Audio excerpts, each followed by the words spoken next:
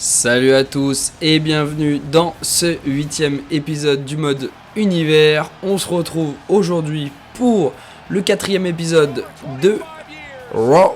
Et aujourd'hui, des gros matchs encore. C'est le dernier Raw avant le pay-per-view Clash of Champions. Et on va de suite commencer avec un combat féminin entre Nia Jax et son adversaire du soir qui sera Lacey Evans. Alors les deux combattantes de ce soir vont donc s'affronter pour avoir une chance pour le titre féminin de Raw, actuellement détenu par Becky Lynch. Donc la gagnante de ce match affrontera Becky Lynch dans quelques jours à Clash of Champions. Nia Jax, qui sur le papier semble être la favorite logique. Attention à Lacey Evans, on sait qu'elle est capable de bonnes performances. On l'a vu récemment ces dernières années sur les combats à la WWE. On verra, attention, Lacey Evans qui a tenté le tomber, ça ne passe pas. Nia Jax qui va essayer de reprendre le dessus, c'est chose faite. Nia Jax, qui avait, il me semble, déjà combattu pour avoir une chance au titre, si je dis pas de bêtises. Je vais vérifier ça, je vais dire ça de suite. Eh bien, je vous dis des conneries, elle n'a pas eu encore de chance. C'est plutôt logique qu'elle ait sa chance ce soir. On retrouve les catcheuses en dehors du ring après un début de combat assez à l'avantage de Nia Jax. Lacey Evans a eu quelques comebacks et rien de foufou. Alors là, vous allez voir sur cette fin de match, elle est assez surprenante. Les deux lutteuses qui combattent à l'extérieur, l'arbitre qui continue son décompte. Lacey Evans, attention, qui reprend le dessus, qui envoie courir Nia Jax qui s'écroule. Et attention, compte de 6.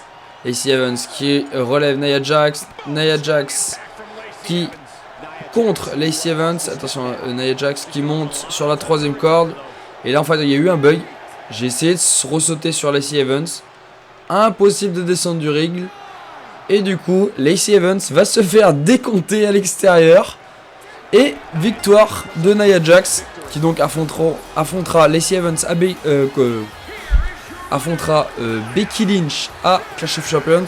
La fin est un peu nulle, mais sur le combat, Nia Jax mérite sa chance. Donc, écoutez, on se satisfait de cela.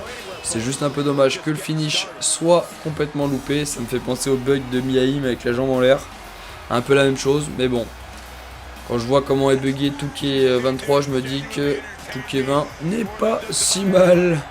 Et on se retrouve de suite pour un match tag team entre les Street Profits et Gallows et Anderson. Donc là aussi, un combat qui permettra aux vainqueurs d'affronter les actuels champions en titre de Raw. Donc c'est-à-dire que je dise pas de bêtises, les champions de Raw qui sont enfin, je ne sais plus qui sont les champions de Raw.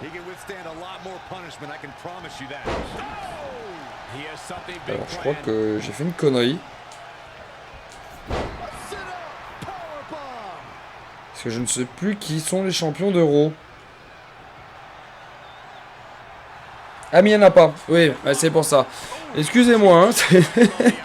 J'ai un petit peu oublié. Oui, parce que The Revival a battu Hawkins et Ryder dans le Raw numéro 3. Et là, c'est le deuxième combat pour savoir qui les affrontera à Clash of Champions. Excusez-moi, j'ai eu un gros bug. Je me suis dit, mais qu'est-ce qui se passe? C'est normal, il n'y a pas de champion de Raw pour l'instant en équipe. Alors pour l'instant, là, sur l'ensemble du combat, les Street Profits dominent Gallows et Anderson. Plutôt un bon combat, c'est assez à l'avantage des Street Profits comme je le disais. Même si là, on voit Gallows et Anderson qui se rebellent. Montez-Ford qui est en grosse forme. J'ai quelques bugs sur la vidéo, sur le tournage, bon, rien de méchant. Mais ouais, Montez-Ford a été très bon C'est souvent, même là, que tu es dans la WWE actuelle, on se dit, oh, putain, Montez-Ford, il pourrait avoir un push en solo. Mais moi, je trouve qu'ils sont, qu'ils vont bien l'un avec l'autre, Hawkins et Montez-Ford. À voir dans le futur. Et attention. Montez-Ford qui va tenter de tomber. Et Luke Gallows qui... Et ouais, c'est trop tard. S'il a pas eu le temps. Il a pas eu le temps. Non, c'était Karl Anderson, pardon. Il avait pas eu le temps de venir sauver son collègue. Et les Street Profits qui se qualifient donc pour avoir une chance pour le titre tag team d'Euro contre The Revival. On les retrouvera donc en fin de semaine. En attendant, on va donc passer au troisième combat de ce show entre le technicien plutôt, Chad Gable, qui affrontera ce soir l'Irlandais Sheamus. Alors, un combat un peu particulier, parce qu'il n'y a pas, ils n'auront pas une chance pour un titre ou quoi que ce soit. Je veux voir ce que vaut les deux en individuel. J'ai plutôt été surpris par Chad Gable. Même Sheamus, bon, ça reste une valeur sûre hein, du roster. Mais Chad Gable, moi, vraiment agréablement surpris. Donc pourquoi pas le pusher sur un titre annexe. Hein, j'aurais dit le titre intercontinental comme il est sur la branche d'Euro. Ça pourrait être un adversaire tout à fait crédible à Johnny Gargano, même si ce dernier affrontera Adam Cole à Clash of Champions. Là, c'était vraiment pour juger les deux catcheurs. Bon, j'avais dit à la base que tous les matchs auraient une chance pour le titre. Là, j'ai eu envie de tester des trucs. Dans tous les cas, ça a été un combat très agréable, très technique. Et Chad Gable, franchement, a confirmé que c'était une bonne chose qu'il soit dans le roster. Il apporte vraiment quelque chose en plus, donc il pourra vraiment être une bonne alternative, au moins pour un titre intercontinental. Sheamus, je pense qu'il peut viser plus haut. On verra la fin de ce combat pour le titre de la WWE entre Samoa Joe et Daniel Bryan, et Kevin Owens, pardon. Mais ouais, ça peut être une alternative très intéressante. Et les deux catcheurs, franchement, ont fait un très beau combat. Donc on a hâte de voir la suite. Et Sheamus qui est en train de porter son finisher sur Chad Gable. On revient au combat. Et ça sent la fin pour Chad Gable. Sheamus va-t-il tenter de tomber? Et attends, il est intelligent, il le rapproche au milieu du ring. Sheamus qui va tenter de tomber. Et 1, et 2, et 3. Victoire logique de Sheamus. Bravo à lui. Il a été très très bon. Excusez-moi pour le bruit en fond. J'ai une machine à laver qui tourne. Les aléas du direct. Enfin bref, Sheamus qui remporte son combat. C'est mérité. Sheamus qui risque d'être poussé un petit peu plus fort. Franchement, je vous le dis, j'ai apprécié le combat. Il était intéressant. Chad Gable aussi a été très intéressant. De toute façon, il y a deux gros rosters, donc il va y avoir de la concurrence pour les deux titres.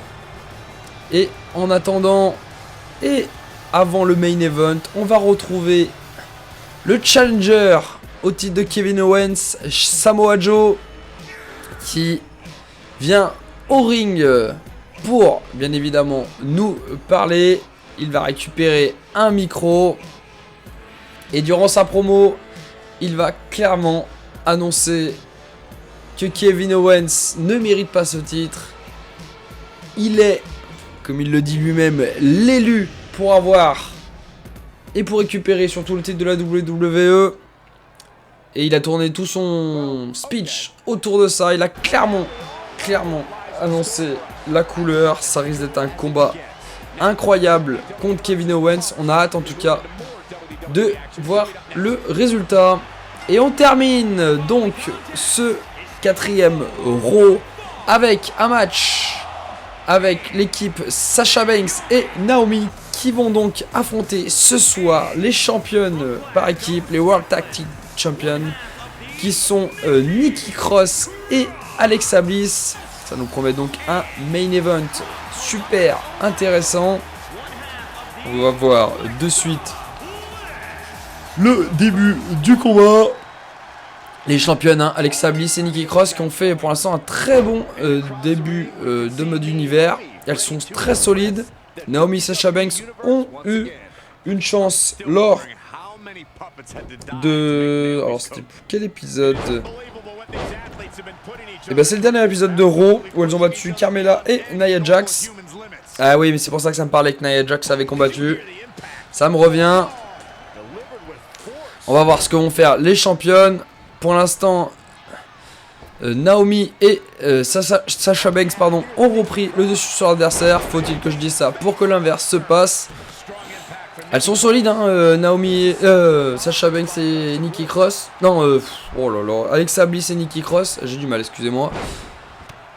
Franchement.